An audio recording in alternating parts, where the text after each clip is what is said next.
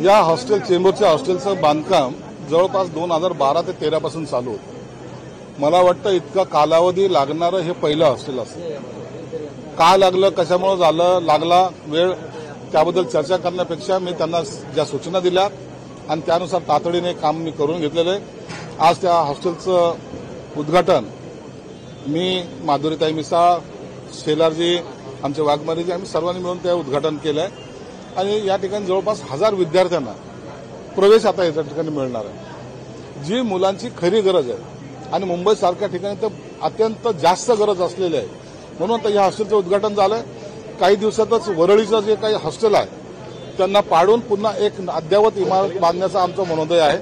त्या ठिकाणी सुद्धा 1000 विद्यार्थी बसतील या क्षमतेचं ते हॉस्टेल सुद्धा आम्हाला बांधायचं आहे। या क्षेत्रामध्ये या समाज कल्याण विभागातर्फे जवळपास 1200 कोटी रुपयाचा आम्ही निधी यासाठी ठेवलेला आहे आणि 1200 हॉस्टेल म्हणजे 120 हॉस्टेल आम्हाला या महाराष्ट्रामध्ये पुन्हा बांधायचे आहेत, जेणेकरून दलित समाजातील, पीडित समाजातील मुलं असतील, मुली असतील, जवळपास 25,000 विद्यार्थी या हॉस्टेलमध्ये शिकतील असा आमचा संकल्प आहे।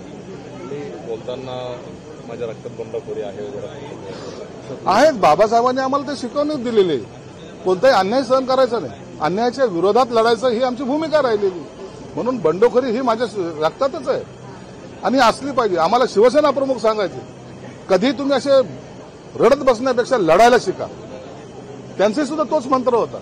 म्हणून आता या बंडखोरीचा काही तुम्ही दुसरा अर्थ घेऊ नका, परंतु आम्ही ही बंडखोरी चांगल्या ज्या अन्यायाच्या विरोधात असेल त्या टायमाला निश्चित आम्ही करतो। साडेपासून माझ्या रक्तात बंडखोरी आहे, करायला पाहिजे, अन्याय सहन करायचा नाही ही भूमिका ही प्रत्येकाची असली पाहिजे, माझीच नाही, प्रत्येकाची असली पाहिजे आणि त्या भूमिकेतून माणसांनी चाललं पाहिजे।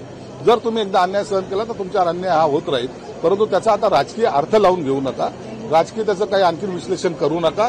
हा बाबासाहेबांनी दिलेला मंत्र आहे, हा शिवसेना प्रमुख बाळासाहेब ठाकरेंनी दिलेला मंत्र आहे, त्या मंत्राचं आम्ही पालन करण्याचं काम करतो। एकनाथ शिंदेचे दिल्ली दौरा वाटताना पाहायला मिळते, पुन्हा एकदा दिल्लीमध्ये गेलेले आहेत, काय नेमकं कारण आहे?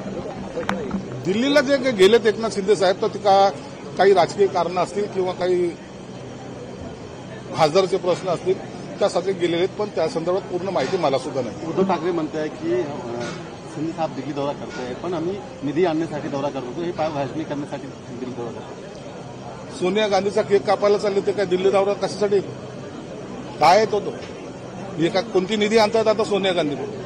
राहुल गांधीला भेटायला काश्मीरमध्ये जातात गळाभेट घ्यायला, ही कोणती भेट होती? त्यांनी काढलेलं भाडं जोडो यात्रेमध्ये हे त्याच्या रस्त्यावर जाऊन त्यांना गळा भेट घेत होते, हे कसलं, हे कोणतं होते?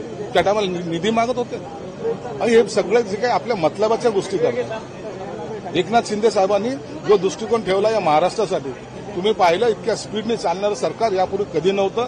घरात बसून सरकार चालवता येत नाही हे शिंदे साहेबांनी सिद्ध करून दाखवलं। सर, यांची मुंबई उच्च न्यायालयाच्या त्या कधी काही भाजपच्या प्रवक्त्या होत्या, त्यावर तुम्ही काय? नाही, त्याबद्दल मला कल्पना नाही। दुसरा प्रश्न असा आहे की कबूतर खाण्यावरून आता वाद व्यक्त आराम होतोय। आज जैन धर्मियांनी मोठं आंदोलन ते केलं, पोलिसांमध्ये सुद्धा तालपत्री काढण्याचे प्रयत्न पण त्यांनी केलेला आहे। काल मुख्यमंत्र्यांनी बैठक घेतल्यानंतर नाही, याच्यामध्ये कोणी आक्रमक होण्याचे काही कारण नाहीये। या संदर्भामध्ये आपली काही भूमिका असेल तर निश्चित मुख्यमंत्र्यांची काळजी घ्या, योग्य तो मार्ग मुख्यमंत्री काढतील, म्हणून त्याच्यासाठी काहीतरी विशेष काहीतरी करणं मला वाटतं हे योग्य नाही। आंदोलन करण्यापेक्षा शिष्टमंडळाने मुख्यमंत्र्यांना भेटणं गरजेचं आहे। शेवटचा प्रश्न, बेस्ट महाव्यवस्थापक पद जे आहे ते रिक्त झालेलं आहे। मुख्यमंत्र्यांचं सामान्य प्रशासन विभाग आणि एकनाथ शिंदेचं नगरविकास विभाग या दोघांनीही 2 वेगवेगळ्या अतिरिक्त कार्यभाराच्या ऑर्डर काढलेल्या आहेत। कुठेतरी सुप्त संघर्ष म्हणायचा का? काही सुप्त संघर्ष नाही, चांगलं काम चालू आहे। चला.